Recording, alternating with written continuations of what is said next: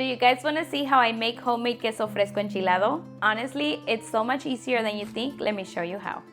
We're gonna start off by adding 1 gallon of milk and make sure you're using whole milk. Now we set the heat to medium-high and warm the milk just enough so it feels like body temperature, similar to fresh milk from a cow. Also make sure to stir occasionally so it doesn't stick to the bottom of the pot.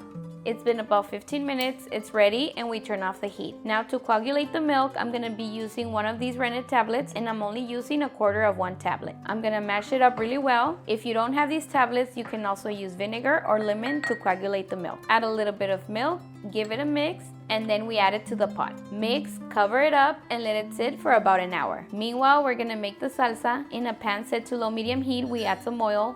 Once hot, we saute 5 garlic cloves for about a minute. Then we add 2 chile guajillos, 1 chile ancho, and 2 chiles de arbol. We're only frying for about 30 seconds. Make sure that you don't burn them. Now we transfer everything into the blender, including the oil, add some salt, and then about 6 ounces of water, or a little more if you prefer a thinner salsa. Now we blend and set aside. It's been an hour and the milk has thickened into curds, and now it's time to gently cut them up so that we can start separating them from the whey. You can also use your hands for this process. Now we let it sit for 10 minutes so that the whey, which is the yellow liquid, can start rising to the top.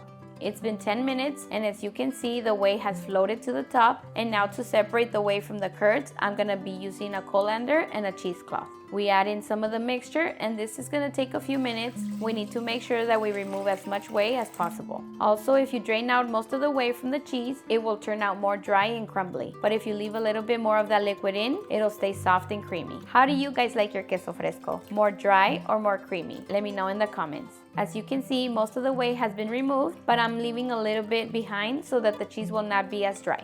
We transfer it into a mixing bowl, add some salt to taste, and mix until well combined. Then we add it to our cheese mold, press it down firmly, and add some of the salsa we made.